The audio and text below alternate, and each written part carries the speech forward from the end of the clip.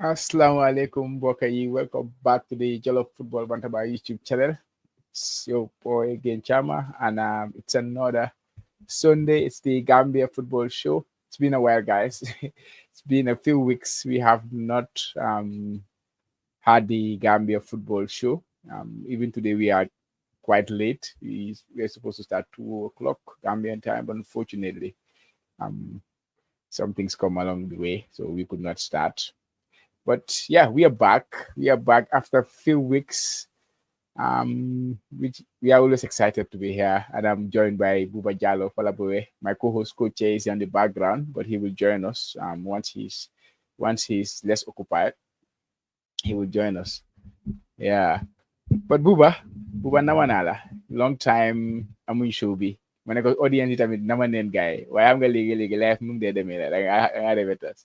Naka am nag. Well, Igala Chama, man sa fanama le fijina gich, man fog na it way back July, early July, mangi daw. Wante la body follow program nak follow platform bitam at follow watan you free dan the or even su nekete si platform bi sa si Twitter bi at the weekly run up, si midweek bi. So lolu yep tam, mo ko waxe football, civic football dafa baax si Gambia bi ba léegi ni because there is a big gap between information you verify ak lu nga xam ne mun nañ ko waxtaanoo ñu d'accord ñaaka d'accord. So I think as much as we are not looking something exciting in the future comme demum si AFCON demum si World Cup, wante am na some developments yu nga xam like mun nañoo upload the government at the federation bi ak ñu nga xam tam ñu see dali duna kon loolu la mu si dee dali kontaan trop.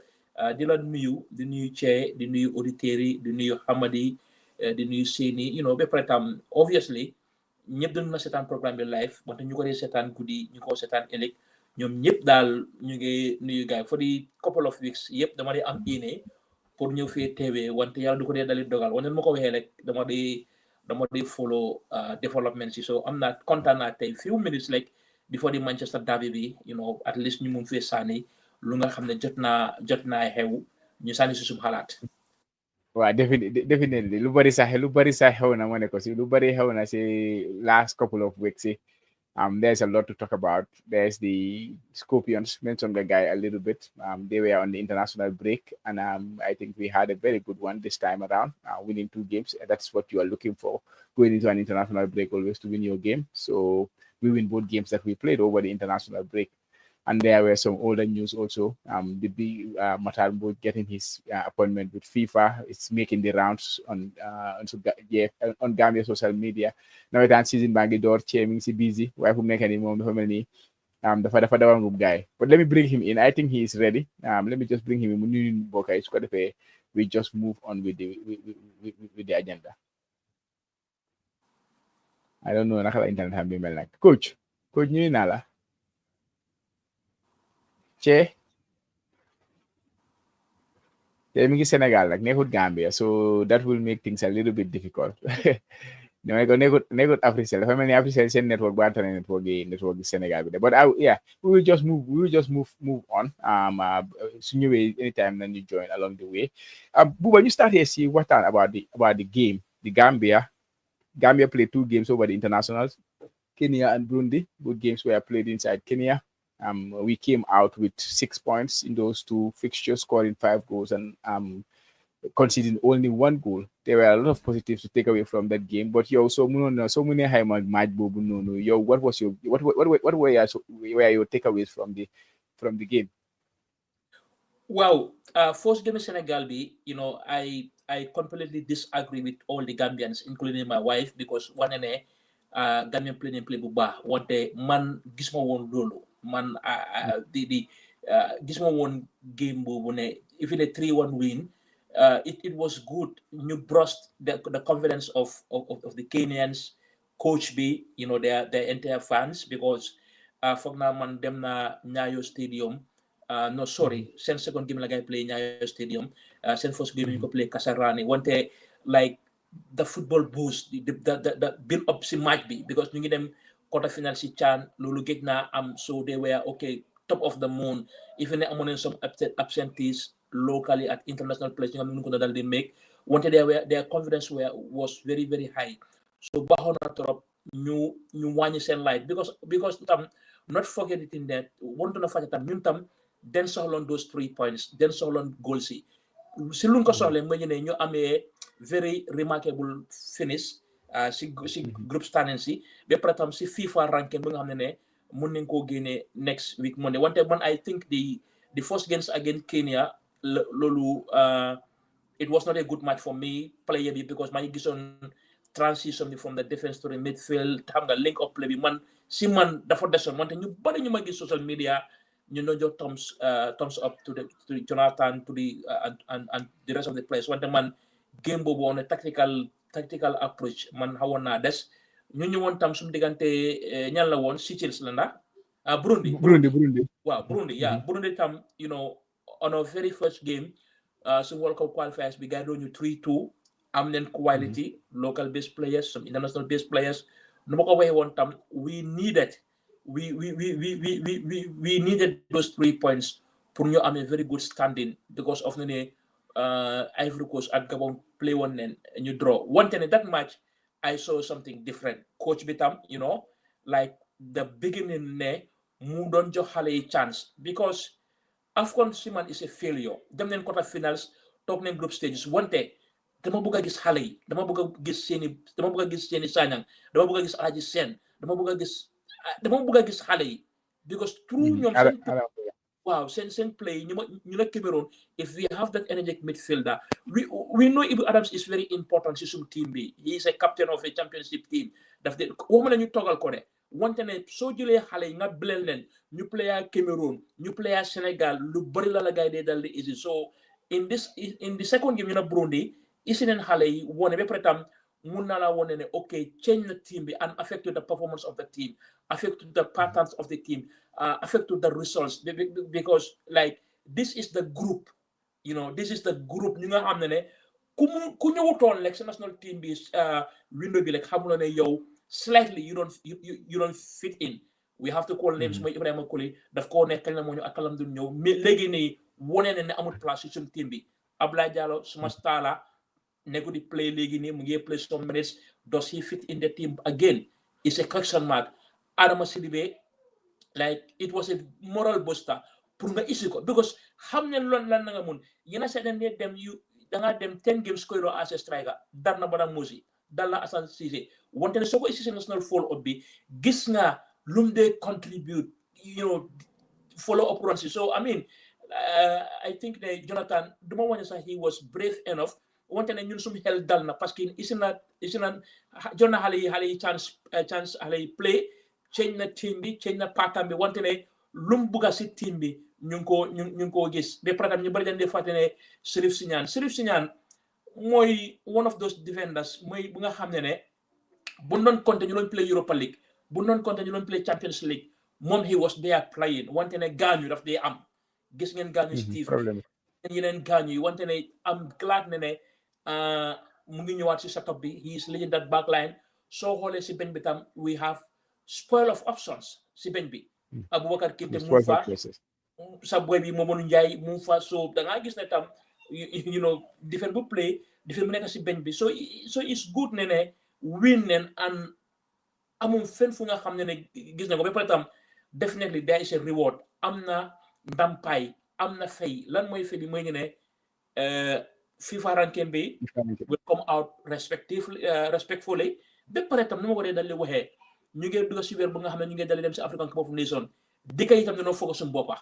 dëkk yi yenn saa yi du nekk dëkk bu mag mun naa am dëkk yu xaw a tane o dëkk yi nekk suuf wante jine ñu ñu dal di ut pour ñu play test match because of gis ne play bu nekk di dal di play ni always dina mën a dal di delluwaat Morocco so I think it's a good window ba pare foog naa tam si window bi tam bu bëri si tam dal di delluwaat seen club they keep that form gis nañ Omar Colley def na début tam bi dema Saudi Arabia Bamba Sanyang play na second half Adama Sidibe Skona so Musa Baro tam despite na benn game lam play ñëw na tam so sometimes dañ dee am that tànk bu metti coono wante ne most of their teams mujj nañoo win te foog na tam loolu tam you know, because coach bi daf lay gis yaa ngi jógee fu sori yaa ngi ñëw yaa ngi play wante nonetheless tam yaa ngi jox sa club tam 100% te win nga tam te foog naa loolu tam is quite a positive window.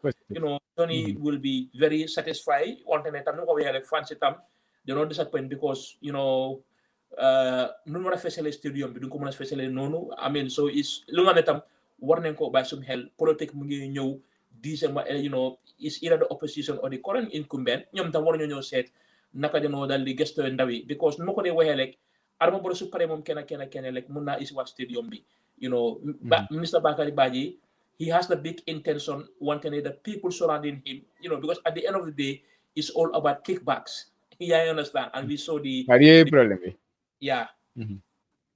Yeah, definitely. Let me go back to the game. You mentioned on about Kenya. Now the first game, Kenya 3-1 B. Because Saturday game, it was a game of two halves. First half be like we show a very good attacking display, I would say. The second half, it was more of a defensive game because Gambia did not take a single shot in the second half, if I'm not wrong. Yes, we did not take a single shot. We didn't create a single chance in the second half. So because I want to give me about, are you meaning the overall or like what did you make of that first half attacking display with team the counter attacking game we guy living in the organization in defensively? I think second half I'm on problem when they were the disjoint between defense and the midfield. But that's not Fogulone because we played Kenya first leg we lost we were winning 2-0, then Kenya came back. Understand? Because they are a team that can run a marathon. We all know Kenya, naturally, they are people they can last long. They have endurance, people then. So first game we win the guy 2-0 after you lost, 2-2, after you lead 3-2, after you are 3-3. For in the second half, a little more how you change, you become a very conservative team. But what do you make between the first half and the second half in that game? Yeah, second half bi su fekkee ne defensive approach bi Jonathan moo ko dal di def moo ko dal di demand it is good because yaa ngi mën a concede benn goal kese and yaa ngi away yaa ngi understand wante ne tam it should be ideal ne at least génnal nga ut benn goal nga extend ko to 4-0 you know because Kenya seen game bi came late seen goal bi came late that was in the 83rd minute hadn't been dafa ñëwoon si 78th minute bi there was room for more pressure because the side defend kon lu ma mën a wan mooy mën a min mooy ne like dominant bu ngay am seen diggante Burundi gisuma that dominant you know because man I don't just follow the score line you know the high number of goals wante tam play bi tam you understand play understand you know ñu play defense laal ball yi you know ñu mën a gis good xam na xalaa ko wante man kese lekk la de because ñeneen ñi moom they were satisfied ñeneen ñi moom no even me personally I think I was quite because understanding fan lañ jógee woon ñu nag Kenya si first leg bi man ma feel ne loolu moo tax dafa play a part pour ñu play second half bi a bit different mais peut-être tamit ñi ngi amoon Omar Colley si team bi Omar Colley is now aging so he needs protection a little bit so play back five su fekkee ne sa wingers yaa ngi fly too much sometimes central defender he has to cover as a left-footed center back, left full back. Understand? Because so in their balance. Come for example, su seen Sanyang attack ko. Omar ko defa am pour ibi mu nekk left back bi. Then nga xam ne beneen side bi xëj na mooy withdraw mu nekk force si gannaaw loolu nga dee bëgga.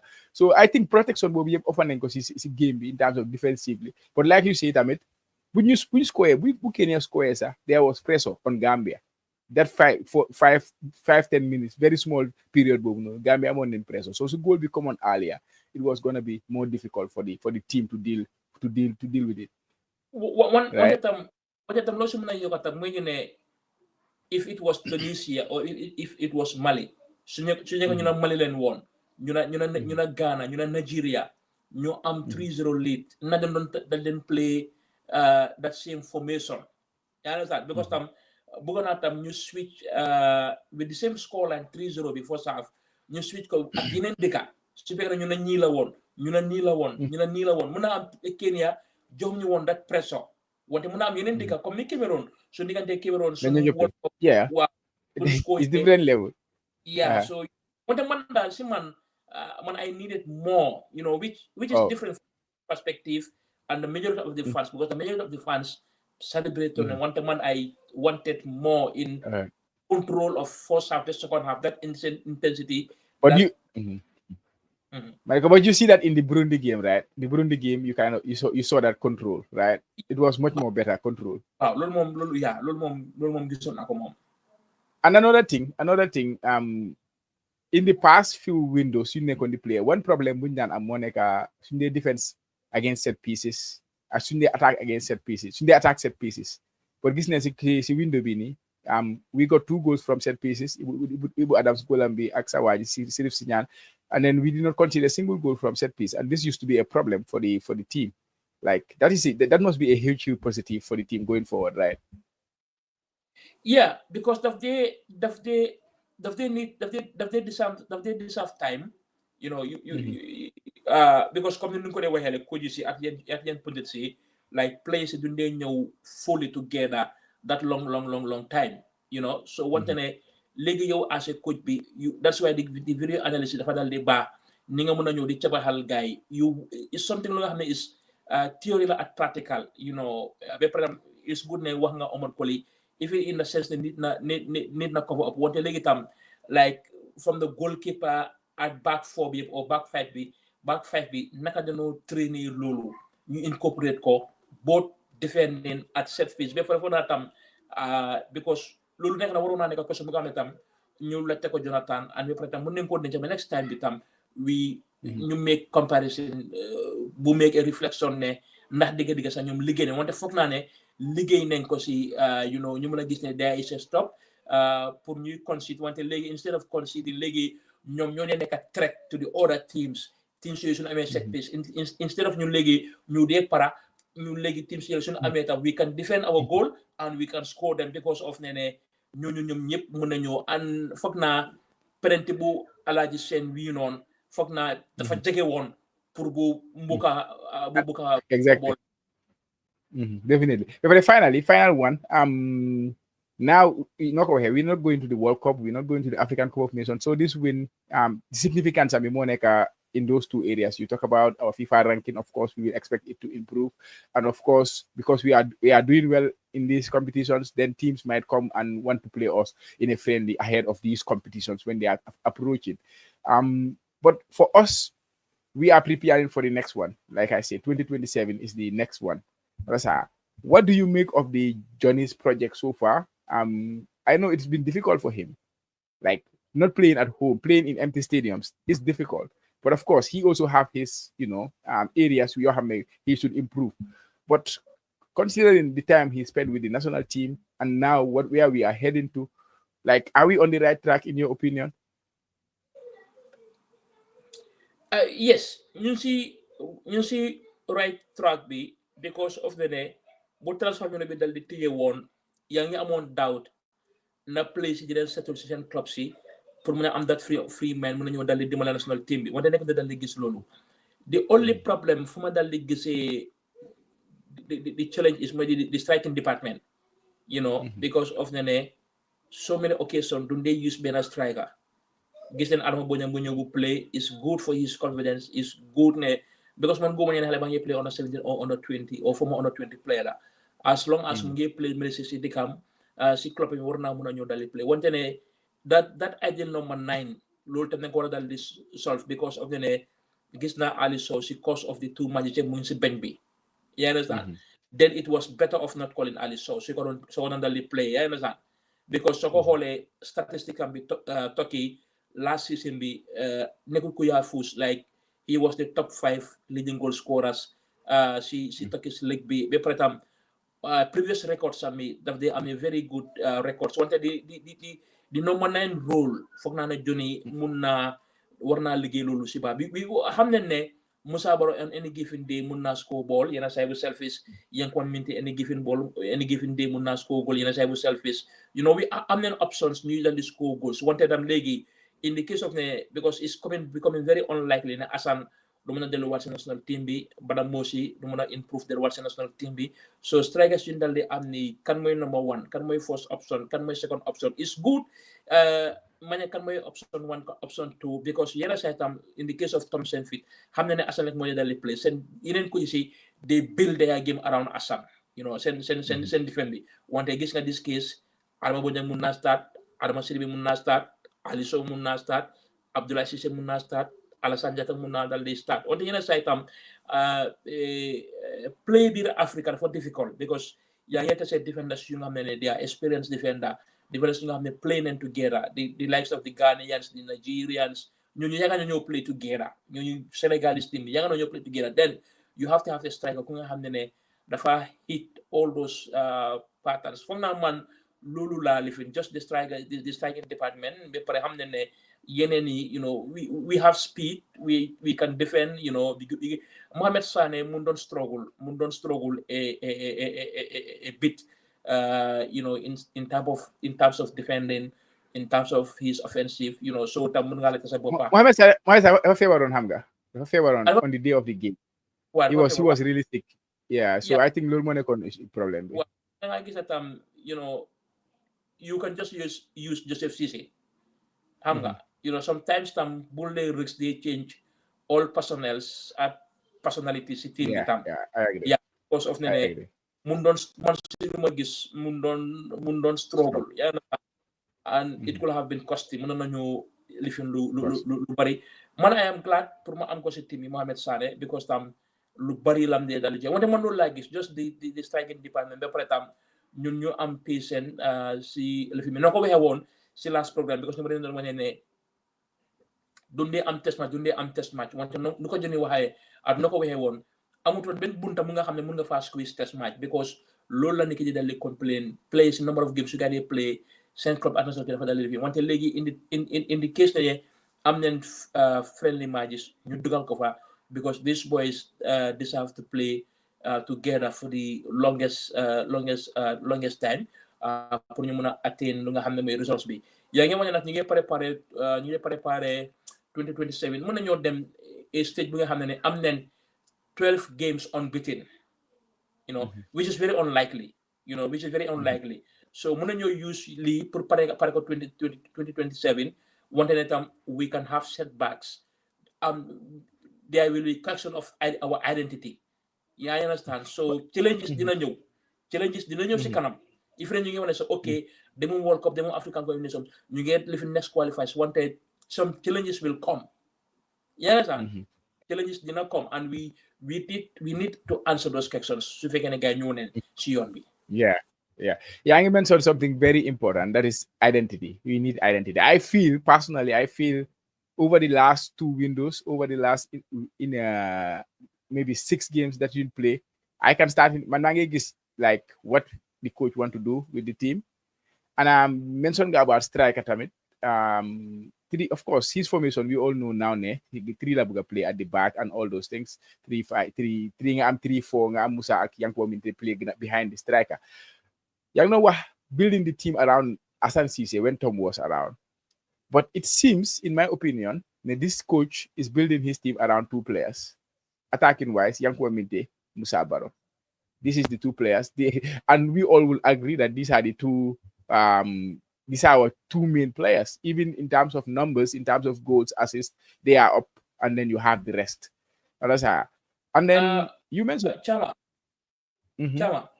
bëgg na fa ak 3 player xaw ma ndax bëgg na fa ak 3 player xaw ma ndax mu ngi build team bi up around that wante dégg naa ne Mahmoud Bajo moo ñu nekk di first player si lista bi moom so Mahmoud Bajo tam daf di am not sure na mu ngi build team bi si Mahmoud Bajo wante tam Mahmoud Bajo tam like is number 1 important player for him si lista bi moom Jonathan but attacking wise is Yankuba and Musa and I think those are the main our attacking weapons and they are scoring almost every scoring assist every single game bu guy play almost so if you look at their records goal per game ratio I think the goal assist per game ratio so is almost 1 for both of them so I feel si assist chat bi ak si goal chat bi Yankuba Minteh ak Musa Barrow yëpp ñu ngi fa Musa Barrow mu ngi def well si goal score bi si qualifiers bi maybe mu ngi 5th position for overall in Africa Yankuba Minteh tam mu fa tam so it's lot of is positive despite with little goals yi nga xam ne am nañ ko wante ne at least tam ñu ngi wone ne ñu ngi si top chat bi daal foofu si qualifiers bi Yeah, speaking of, about the striker Labuana, Fufu Labuana head to sir.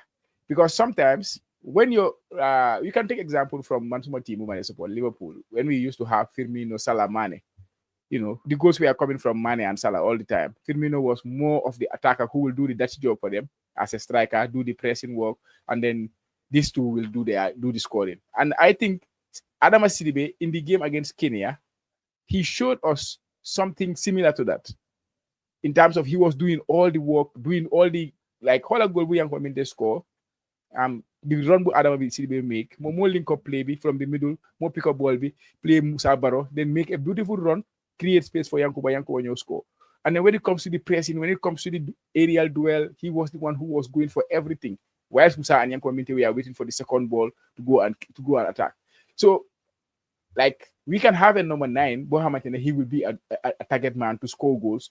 But I don't think a number 9 target man who should be scoring the goals will complement Yankuba Minte and Musa Baro very well, because these two, they want to get the limelight, they want to score the goals, they want to create the chances, So for that reason, I think they need more of a striker who will do the job, the defensive job for them, the pressing job for them. Even though they will have to do their job, Yankuba Minte will always press, but it's different when he comes to his defending at Brighton and when he comes to his defending at national team level. It's different because the systems are different. So a striker who will do that job for them will also ease the burden on them for them to create. And I don't think, unfortunately, Ali Sow, who is the best striker we have in the team in terms of what is he doing at his club level, is the best to complement those two. Even though I used to want these three to play together to work, but Adama Sidibe Luma won the game, no. It was more than Luma any striker Musa won against Kenya in terms of his off the ball play, his pressing game, his defending game, link up play and with the two of them. He's very selfless for the team, even though he did not score on that day. But everybody was telling you that he was the man of the match for that game because of what he did on that day. Because Societe Aliso at Rise Sport, they play like a 4-5-1. He is he's their point striker. So if he don't score, I think he scored 40% of their goals last season. Yeah, go ahead. Yange wah lo am solo fofu wantene. I think Ali is that kind of striker. You just put in the crosses. You just put in the crosses. So put in the crosses. The second ball, which is very good, the second ball. So go by a hell. Lusona won 2 seasons ago. Lusona won 4 penalties or 3 penalties. No matter you gain penalty.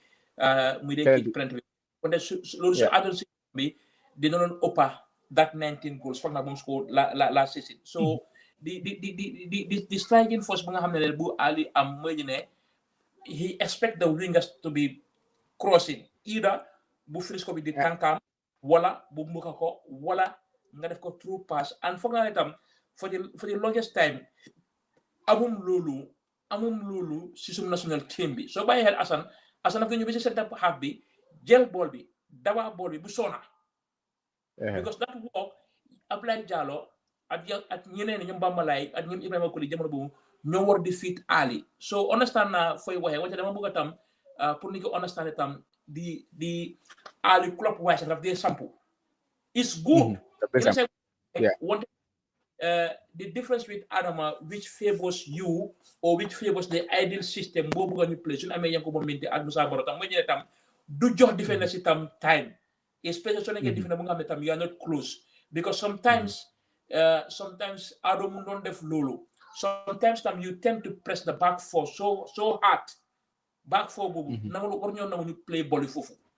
Boobu te loolu tam Ali du la ko jox, Assane du la ko jox, Adama du la ko jox, Badamu du la ko jox, Adama Sidibe moo la ko daal lay jox. Wante tam da ngaa gis tam sometimes with so much pressing Musa su amee ball bi wala Yankuba Minteh fekkate la ñu tam sonna nga because yaa ngi press because foog naa moom for person Yankuba Minteh wala Musa Baro, which was technical pass, just the boy. Wante foog naa ne tam like the training methods and the strength buñ soxla pour ñu use ko si kaw Ali foog naa duñ ko dee mën a use loolu te tam mënuñ ko amaguñ ko create aguñ ko it no create that well it limits his confidence daf dee limit confidence am daf dee doubt boppam wante outside the Gambia he is a fantastic striker. Goal they score. Absolutely. Absolutely. I can tell you he's the best we have. He's the best striker. So if you just judge him by a striker, he's the best we have in that team. But sometimes some the coach will access them.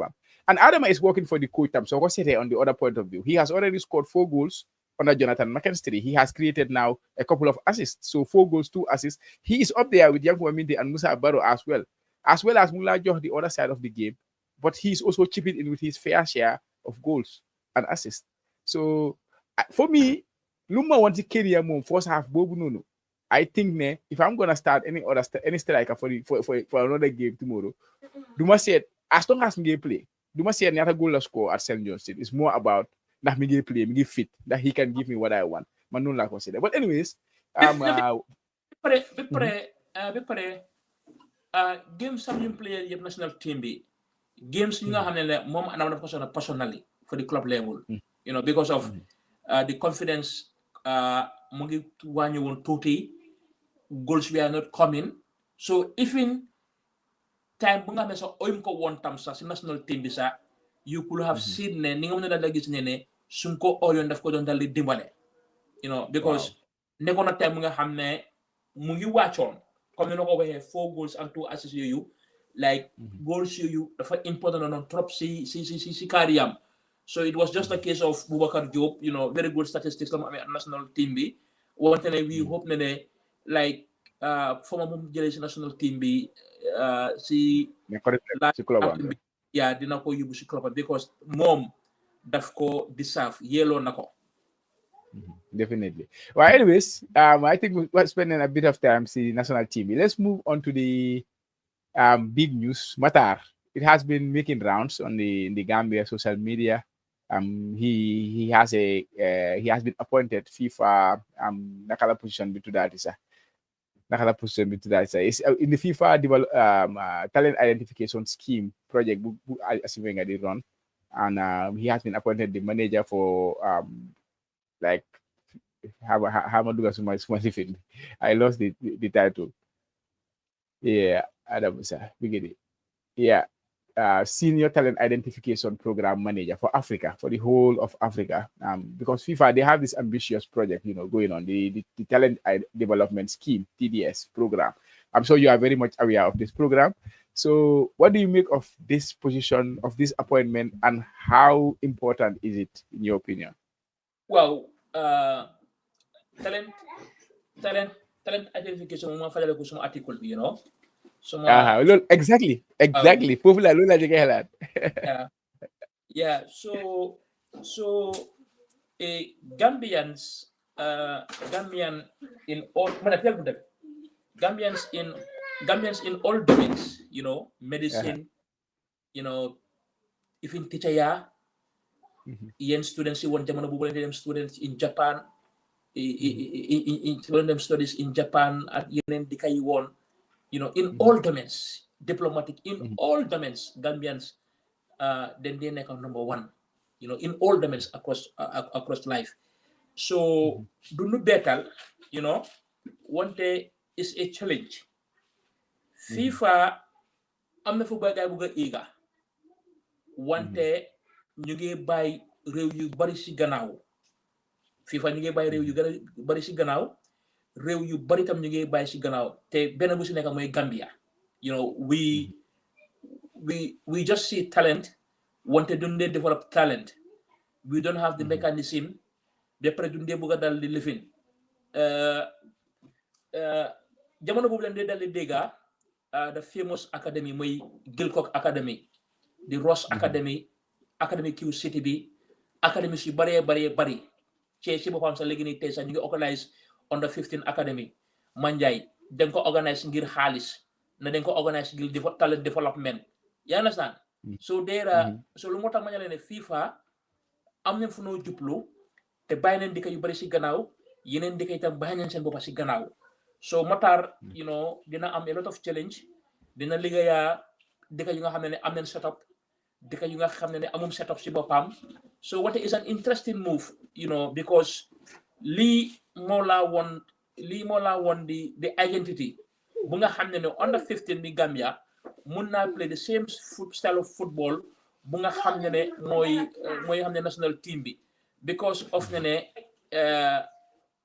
am na lu nga xam ne ko doon dalee def because léegi ne maa ngi gis ne nawetaan team si war nañu seen coach war nañoo am di lancing wante ne tam académie xale yu dee dal di coach su dee dal di train académie itam ñoom tam war nañoo dal di am lancing so it's about revisiting the structures yu fa dal di nekkoon cultures yu fa dal di nekkoon success yu gay dal di am challenges yu gay dal di am pour ñu teelo ko in a more technical way ak lu nga xam ne méngoo naa lu nga xam ne may jamono so you know ñu ngi ko sant si loolu ñu ngi ko gërëm si loolu tam ñu ngi ko ñaanal because of ne tam Jonny may na ko pour bu dal di liggéey loolu parce que foog naa ñu ne one time amoon assume na that role maybe not the similar role in 2023 or something like that you know wante ne you know so wala moo daxa si biti nag na daxa si biti nag na daxa si biram so that's mean ne the technical directors you nga xam ne mooy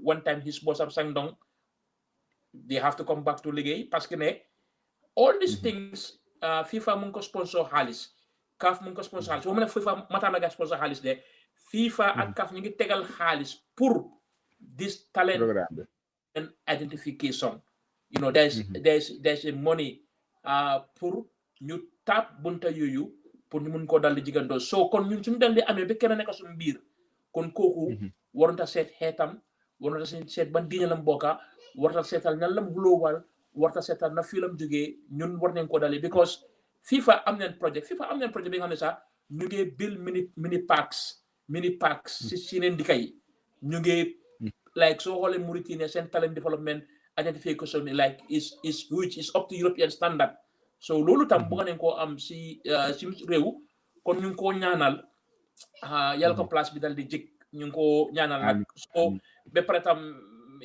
like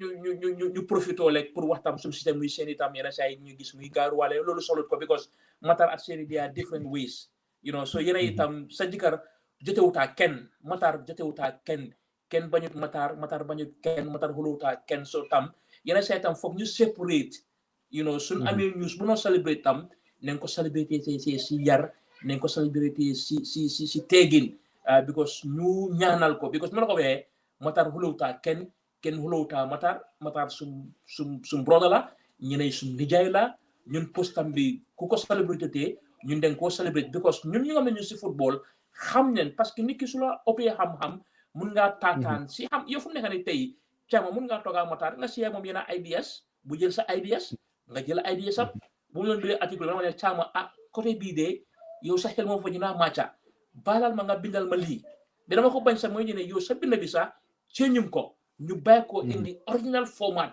lu nga xam ne ñun bu ko dal di tampa kon tam di dal di ñaax jabaram rek ne you know nam wàññi nam dal because suma sister bi waaw so it's something personal it's something lu nga xam ne si man lam jógee because xam naa ne ko leen fii du right platform bi tam wante xam nga tam ñun suñoo wax si askan bi ñun leen dee bëgg a wax digga man du ma dee bëgg a fen càama man liggéey naa si Gambian football 12 years kenn musuma xamee fen man ikkanaa naa suma message congratulate Mattar parce que si loolu lay liggéey ñun du yóbbu dikka bi lekk si yoon bu baax si football si yoon bu baax so loolu tam daal ñu ngi ko koo ñaaxee tam gis ne daal dafa bëgg a defante dafa bëgg a lifin so loolu tam ñu ngi koo ñaan daal na bàyyi góor bi liggéey yàlla mu ngi ko wërsagloo yàlla moo ko samal boppam yàlla moo ko aaral boppam yàlla moo ko xee so amul benn TikTok wala leen lu nga xam ne daal because su nekkee loolu dafa nekk personal issue because tam doo xeexaa dikka doo xeexaa gang wante da nga bàyyi sant sa yàlla si lu nga xam ne xéewal mun na dal li may caama definitely caama tam man tam moo toon sa nekka de interview caama naka da nga gis loolu ma news bi tam naka da nga ko dal di jàngee yow come on I think it's a very very important rule because I've done research on it. I've talked to him about the rule itself and brief nama on the task on hand. It's a big rule. And mention ga GFF ak yooyu noonu federations he has to work with federations in Africa xam nga pour gars yi ñu mun a naka la ñoo mun a set up this kind of talent development like program in their own different strategies here, program be. He's gonna help the federations work with the federation to help them to achieve that. Also in terms of capacity building, and he will also support, try to identify the areas that are important for them in terms of data and research about players, how to monitor players, collaborate also with partners. There's a lot of things involved in it, and he's also responsible for the monitoring and the evaluation of the federations in terms of this important category. So it's a very, very important role. It's a big role. And one thing I said in my post is, if there was one Gambian who could do this job, or if there was one Gambian we could choose to go and do this job, I think he will be the person who will, come to mind first, because he has a good track record when it comes to working with youth players in Gambia. He has been with the under 17, under 20, under 23, the national team, and then he has also been through at professional setups in AC Horsens, and also when he was in America. AC Horsens, he was transition coach between the youth team and then the first team, how players can move, bridge that gap. So in terms of experience and in terms of his professionalism, I think he's the right person for the job. And I come now here and hopefully he will deliver, and this could bring something good for Gambia, because this project, Buba, moko don deglu sa article bi rek la helal 100%. Sa article bi la helal, because problem si wane ko di so si project si sa article bi yep. This project, if it is to tawe, dafa fata bunta yu bari fofu non. Bunta yu bari la mo fata fofu non. And loolu la ñoo ñaan daal. So comme ma wax rek ñu ngi di ñaanal Mattar yàlla ko position bi jik, and then xam nga mu hold responsibility bi with aplomb daal. Lu ko gaa expecté yeah, that's what loolu laa ko ñaanal daal. Loolu laa ko ñaanal. Yeah, it's an important role, very important role. Yeah. Yaa ngi mute. Well, Chama, loolu digala moom ah. Loolu digala moom. Yeah. So ñu dem si final one bi, because dañoo jom Nawettan bi ceema forono nekk ñu waxtaan si Nawettan bi, because moom moo nekkoon si place si Nawettan bi, moo nekk si di manage Nawettan Banjai. I ko last week ñu ngi joxe Jollof Football Bantaba man of the match, ma ne ko coach moo joxe Jollof Football Bantaba man of the match. Xam nga ko affaire am si seen Super Cup bi. So finally bro, gis kañ man ko doon gis si internet bi. Gis xam nga affaire am rek moom. Ma ne ko ñu final ñu jeexale sa place sa domaine, foreign based players bii nii sa domaine la. There's a lot of moves you happen, some good debuts happen na Tamba, xam nga players yaa ngi def different daal, mais yaa ngi doon laajte about Fallou, foo tollu si Fallou, dafa mel ni gars yi ko bëgg a dee wala what is the latest? Wow, am na ku ko sola, and I think maybe it's regarding to that. Wante la te mo borom si national team bi lam ne, so I hope ne dina ko dal di lifin. Ba pare bëgg naa wax ci loolu tuuti. There was a time like, because pour Italy pour nga break si Serie D bi ñëw si Serie C bi daf di nekk a huge gap. Yaa understand? Amoon nen yaa ngi fàttali ko boy bu ñu ooyee Fallou Ndiaye mu doon play Genoa. Yeah. Gis nga di first breakthrough boy Bakary boy bu dem di boy that the first boy ku ñëw Roma Bakary waa Dipakuna. You understand? So there is a gap move fa, because there was one time yaa ngi amoon 5 Gambians su doon play Serie A, number bi wàcca to 2. You understand? Number bi wàcca to 1. So most of the time xale yu ndee waxee ne xale yu baag wee ni ñu si Primavera bi, yéen a say dundee make that jump pour dem si lii, because mun ngaa wax ne si the case of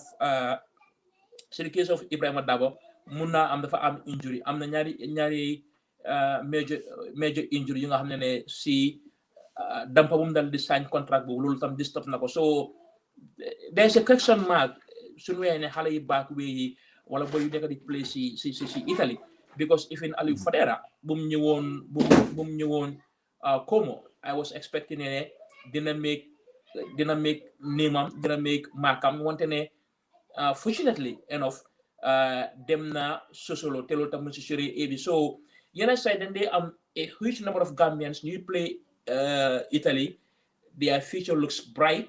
2 years ñu demaat under the xam nga yaa understand fu ma waxee Chama. No, man laa feel ñu yeg ñu dinañ déggaat. Yeah, du leen déggaat and I'm trying to believe ne the likes of even Suso Bamba nekkoon na Pisa benn yoon play na Serie B bi ñu yóbbu ko loon Slovenia am na one so man doon jéem a xalaat ne okay that because he had good numbers of goal mënuma fàttali ko goal yi foog na score na 15 goals and it led to the promotion of that team mënoon naa des si team bu si second division so da ngaa gis ne daf dee mën a am 10 players yu ñëw benn season you know ñuy knock dos ñu ngi play Serie B Serie A ñu seen Primavera bi another 5 years so I hope that with this new talent léegi ni yun am they can hold up to the standard because dafa nekk si sum advantage ba pare tam yaakaar naa ne tam because am nañ fa even benn play sax ku nga xam ne ñu ngi ko loonoon tam mooy di Khalifa Kujabi guy Khalifa mu undal li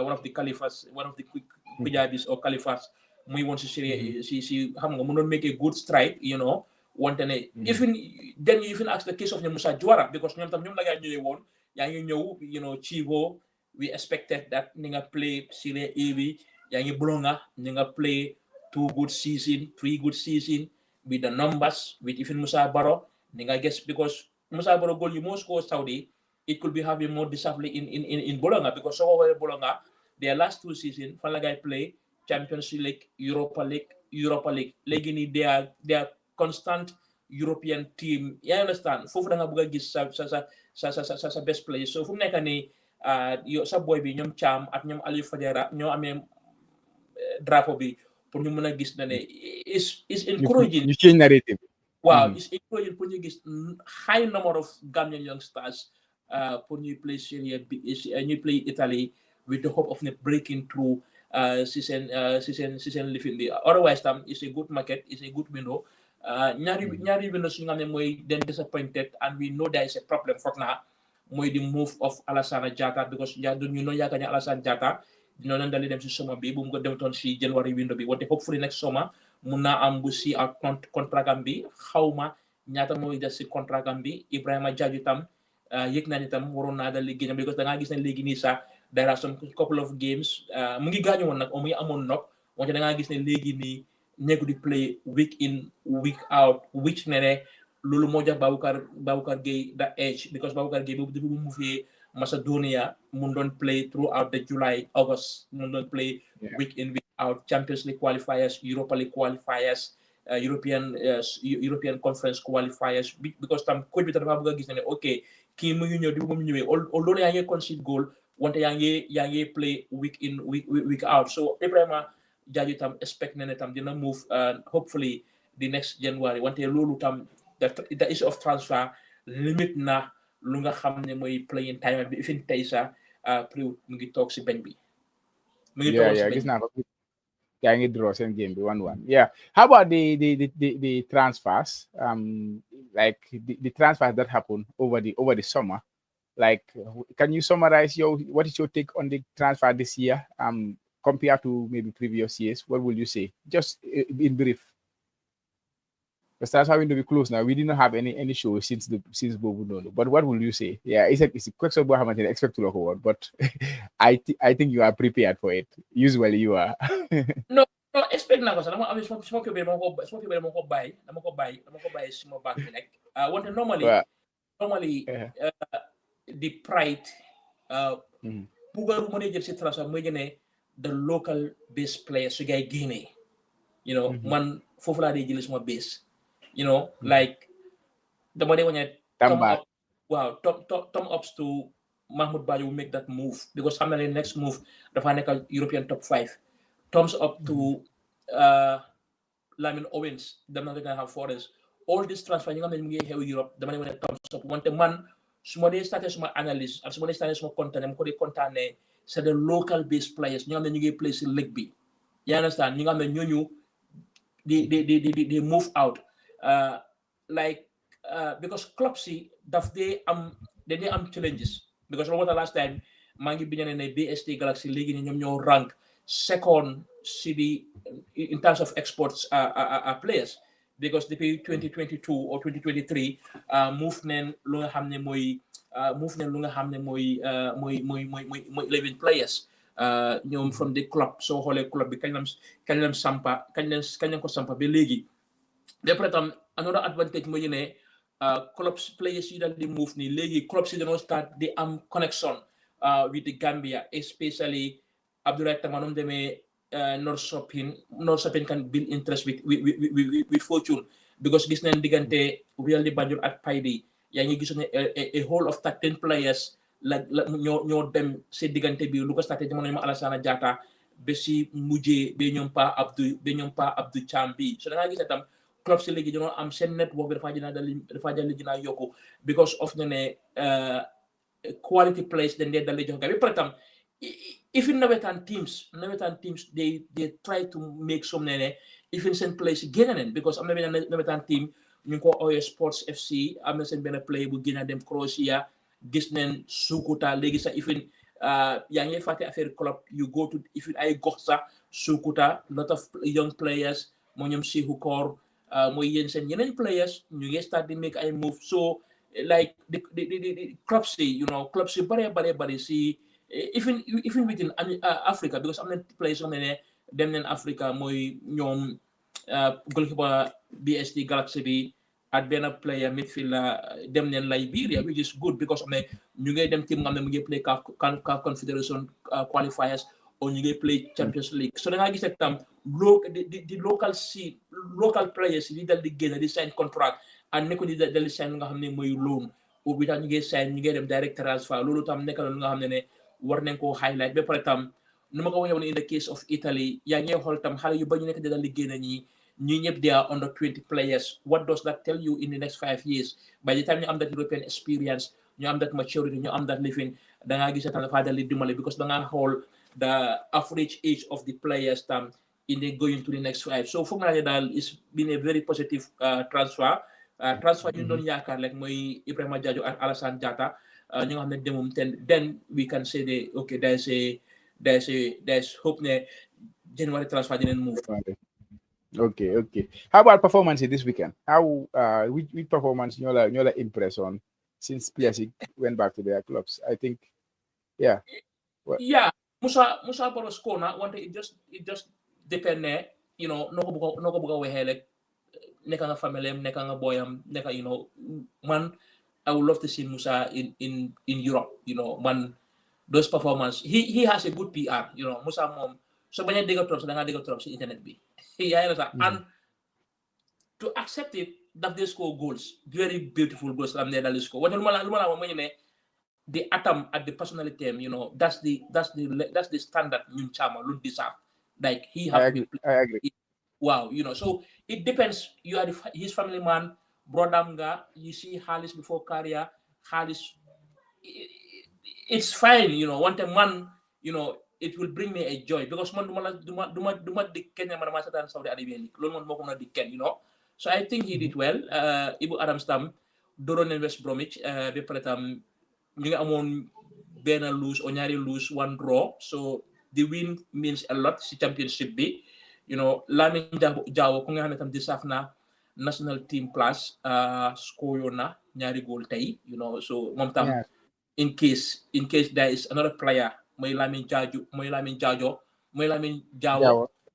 mooy Lamin Koli kuy play Hungary ñoom tam they have very good statistics. So if there is any other player ku ngay war a add si national team bi Baboucarr tam bi tam gis nañ ko tam score yoon na tam goal, which is very important. Nu ma ko waxee woon ñeneen saa yi nga nekk in a bad run doo score yéen a goal wante nga score goal. So there were some few goals wante unfortunately ñoom Sheriff si ñaan leen draw 1-1. Sheriff start na match boobu ñoom Alaji Seen den leen dóor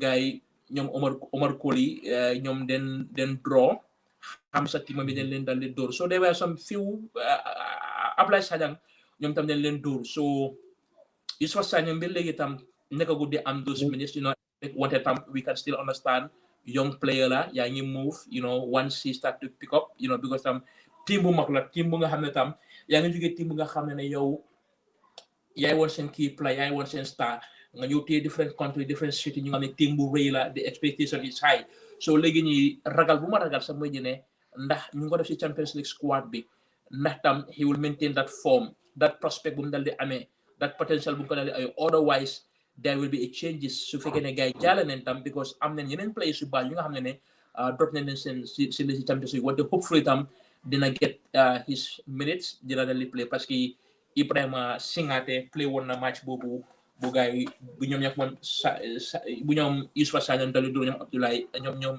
Ibrahima Singate play woon na almost 64 minutes yooyu. Yeah, another player, maybe another player we have not been mentioning him, and he's doing very well in Norway. Is Salou Tal. I don't know if you know the name. Salou Drame. Salou Drame. Sorry, Salou Drame. Yeah, you mentioned him. You mentioned him, right? He scored a goal and assisted. Like he's doing really well. Because break a good through. I'm all sa dollar. What I can remember name. Fog na my been a project one on leadership mom. I think it's the same players. Yeah. Because sometimes you need opportunity, you need a platform pour nga wone sa talent because no ne fofu da nga joge am nga a very good background. If you something good background, so wante am nga a very good youth category bu nga xamne once you break in the top tier mun nga wone sa bop and I am so happy ne mu ngi am goals you. Yeah, goals. 8 goals, 7 assists, I think, in 22 games, which is not bad. And they are on course to gaining promotion. Mom, he's Gambian. He born in Gambia. Mom, Gambia, like everything.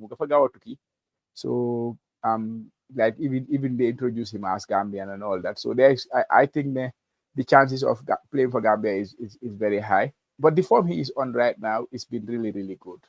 It's like for the past few months, very consistent, scoring goals, assisting. His club are the best team in that league though. Xam nga léegi lu tax daf gën a yombal affaire yi daf dee uti ak soo nekkee team bu nekk di struggle ak yooyu doon. But he is using that advantage very well. I think he scored 5 goal involvement in the last 5 games or something.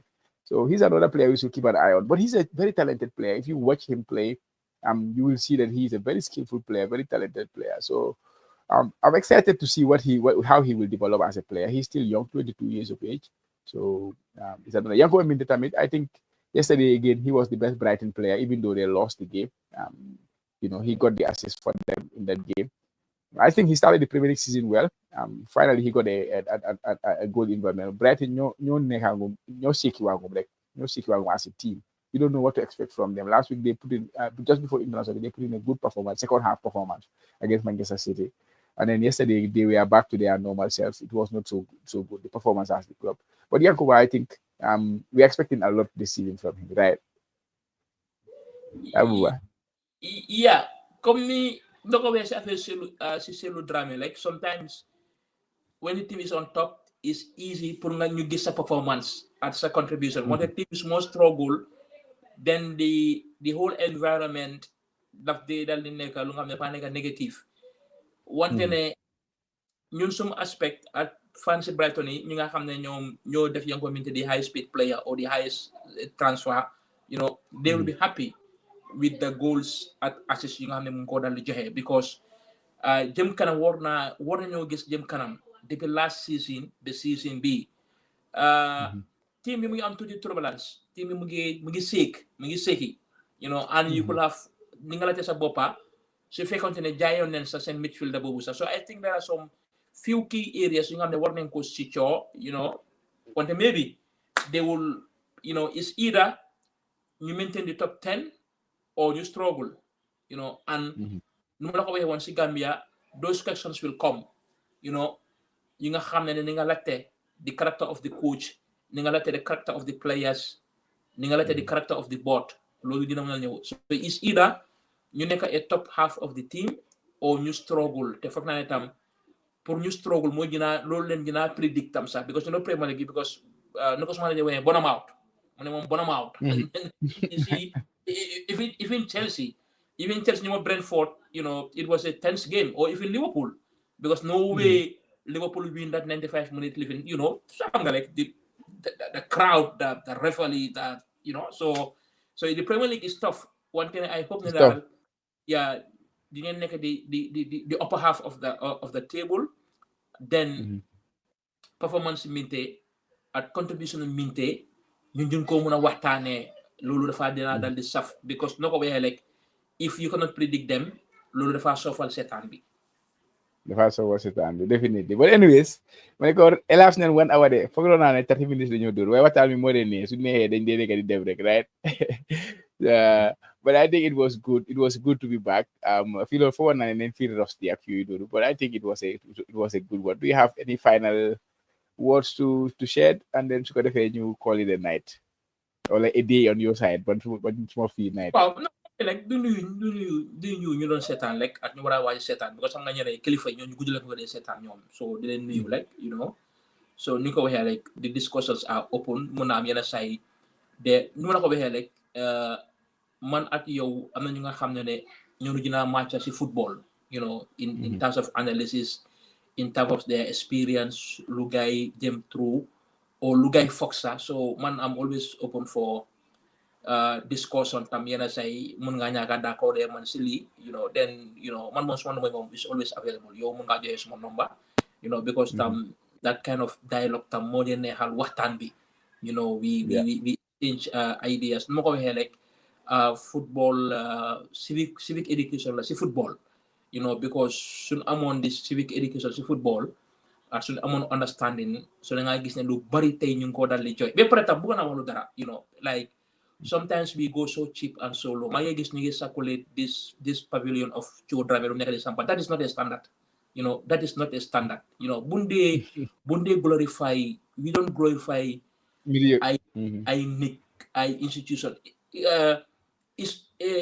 it's nothing against you you understand hanga wante ne we are so comfortable di wane ne hey kii lañ fi def gis nañ fi dal di def and the same things happen to Manjai you know chair ñoo ne fi wane na pack bi wante ma ne ko mee ko 3 months you can see the gap soo xoolee nataal bi first nataal bi buñ yónnee ak soo xoolee tey bu fa niki diggaatee day xam ne nga gis difference bi so these are things mu nga xam ne Chama waruñ koo glorify si internet bi yaa ngi because li ma wax ne tey nit yu dem tey yëpp duñ hate si stance bi sa aussi pavilion bi it's good kenn sampa pavilion bi it's good pour ñuy take this baby steps wante ne they were money they were people that were responsible pour ñu dir ko paak si so lu waxtaan boobu tam mu ngi ko dee fàttee xam nga yéen a Chama because there were enough money for this lightning for this park for this perimeter fence for this there was money available for everything so tey doo mën a ñëw fii nga ne ma ne hey gis nga lu ci def loolu jiko dof la man I don't celebrate I don't share those pictures loolu waru galam la su fekkee moo see utti bu baax loolu comme ni it's nothing against man moom he's a brother like you wante damaa wane ne comme ni the illusions yu ndee dal di jël small things yu ndee dal di celebrate comme ni léegi ne nga celebrate Gunjur Park bi na yow gis nga Gunjur Park bi the actual plant of the Gunjur Park ak na Gunjur Park bi mel exactly I feel you I understand we don't glorify the zones, the sports committee's presidents, don't they glorify a guy? One day we ask the relevant question. Ana halis nga mene isinenko, pour ñu safi fi ay bohol, ñu safi fi ay pavilion, ñu safi fi ay light. You understand? Because halis bu ñu di sampe ay li, am na fuko gay di jëlé and there is not enough income from the Nawettan pour bu jox la your project bo sumba. And there were monies. Loolu la gay oy the 56 interventions of the parks by the federation. Look at interventions. Those interventions were the perimeter fence, the borehole, the pavilions, the dressing rooms. The Lulu is what back to this Banjul thing. The president Alma Brody when you committee they know 3 million. So we should be asking for like so these are the questions. Did I you glorify Manja Sports Committee, you glorify Sereguna Sports Committee, you glorify Sereguna West Sports Committee, you glorify Manja Sports Committee ne Chama mo fi def li Chama fana Chama jëlee xaalis boobu because there is no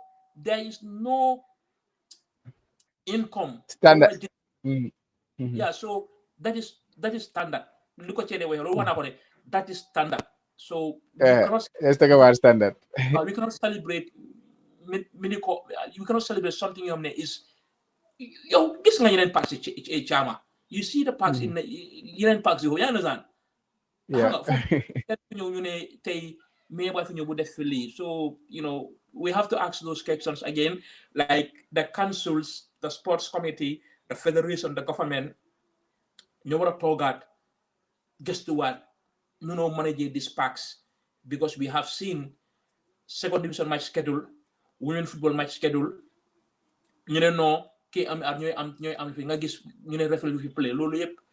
Yeah, how many understand what's my point, No, and I hope I people feel you. understand. It's nothing No, I against feel Toe. you.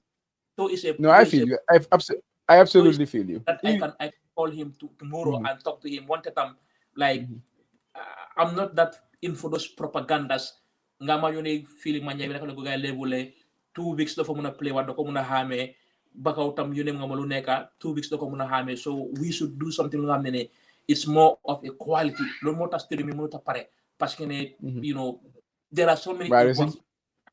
suñ defee toogu sax ñu ñëw di celebrate toogu yi Wow. red red blue white those kind of things, so I know Yeah. man laa feel bu baax a baax but yeah Gambia kay moom standard moom mooy loolu noonu ma ne ko standard mooy loolu noonu when it comes to Yeah, standard Cho is a brother. You know, I can call him tomorrow and I can talk to him. Want to muna am du si mom sa wanted the people. You know, I'm like the media. yeah You want no Gambia yeah. dañ gaaw a Yeah. celebrate lu nekka xam nga lu nekka dañ And koy lifin the council and the sports committee and the federation and the government, they never sit in open table. You discuss the issues of these parks. Comme léegi Banjul ñu ngi rénover Banjul fan la Banjul play Nawettan. I don't even know. Yeah, they end up playing in Box Bar or they play Gambia High. Gambia High or something. Yeah, those kind of things. Yeah. But anyways, bro. But like what time neex na. Hopefully next week nañ ko gën a continuer gën a laal si affaire yi. But thank you for joining me. Sa waa ji dafa daw maa ji Manchester United moo ko dawloo dafa xaar ba yaa ngi mu nekk di dugg di génn loolu la fi def. Why am I loolu daal waaye it was a good one. It was a good one. I think we had a good time. Ma ne ko space ak Seni xam naa ne next week hopefully we'll get them back ñoom itamit. Seni should have been here today but unfortunately dafa amoon a very limited time boobu mënoon a available and then we started late so mënu ko make space moom mu nekk woon baax. Yeah, so maa ngi nuyu gars yëpp ak suñu audience yi for those who you talk seetaan ñu benn jeex ak ñu ñoo seetaan later jërë ngeen jëf thank you very much for always supporting. Let's know your thoughts too as well. Seen xalaat si suñu topic suñu discourse nii wax nañu seen xalaat si comment yi so bii bay di leen jox dig daje ba next week inshallah. Goodbye guys.